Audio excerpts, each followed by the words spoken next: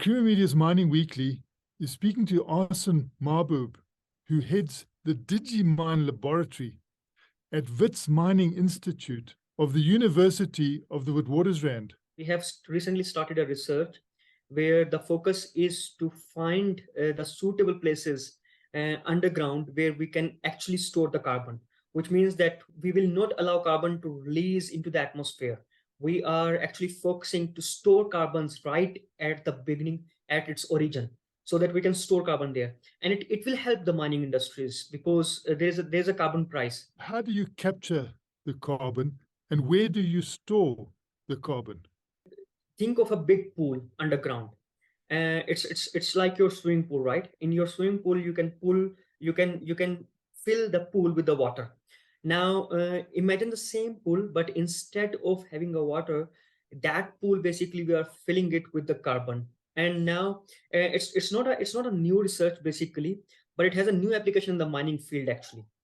So what is happening right out there is that they are capturing carbon from the atmosphere and they are pumping carbon into deep underground, into deep vessels through a network of pipes and other channels.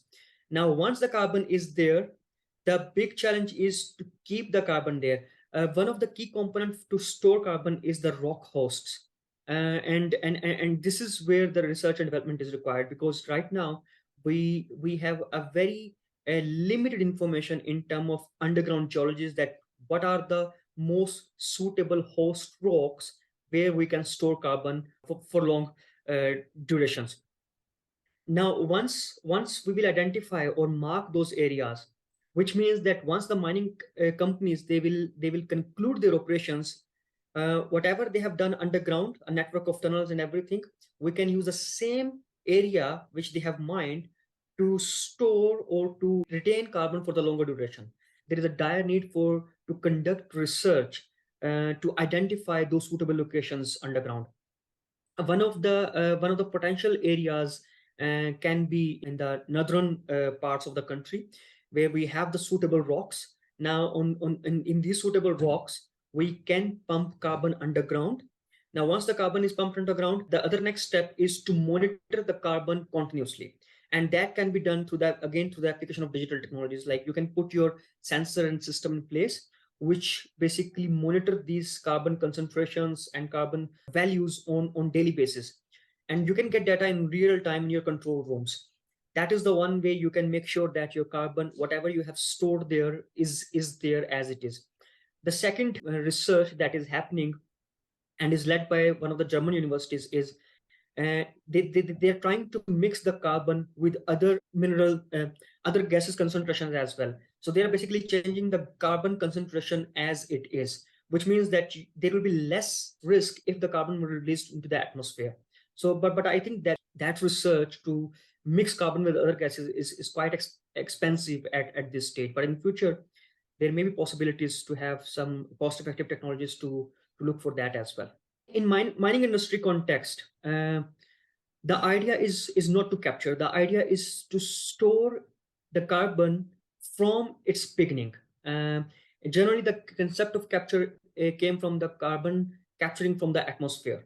Now, in mining industry, we're not talking about the capturing of carbon. We are talking, our focus will be the storage of carbon, because we don't want carbon to leave the operations, to leave the underground environment, to leave that source host rock. We don't want carbon to leave that area. We want carbon to prevent or to lock in that particular rock for as long as it can be. So our focus will be on the storage, not on the capture. Our focus in mining particularly is not to capture, is basically to store, to make sure that the carbon at first not leave the host rock. We can lock it right there from the beginning. We have the sharp minds in the country who will come forward and solve these challenges with us.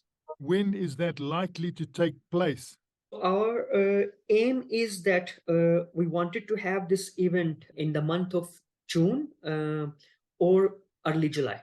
It will be an open innovative competition, and we are very hopeful that once we have these people under one roof, we will get the solutions. The idea is to come up with a solution that can be rolled over to the mining industry at some stage. Because of this IP related and other legal IP related matters, we are sorting out the legalities. The funding is from Sibanye-Stillwater through DigiMine.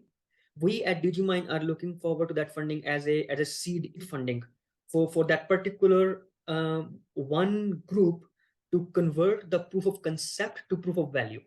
So IP will be jointly shared by DigiMine through Wits University, and then because there will be a foreground IP and background IP, and the background IP of course will be jointly shared by DigiMine, Wits University, and Sibanye, and the foreground IP will definitely belongs to the group of individuals who will come up with the solutions. And I believe in longer run, the IP will be jointly shared by the group, winning group, and the university as well. Once we have identified these storages and locations, the ultimate goal is to find the alternate use of that capture carbon as well, because as I said that the research focused in one of the universities in Germany, their focus is that how we can use this carbon either in a positive way, for example, to mix for other industries, or we can mix it to reduce its concentration with other chemicals or gases. So of course, I think with this conclusion of the first phase of the research, the second phase will focus on the potential utilization of that stored carbon. My personal aim will be that how we can use the same carbon for the benefication of mining industry. I would like to think about that thing, but beside that, we can also think of other industries which can get benefit from this stored carbon.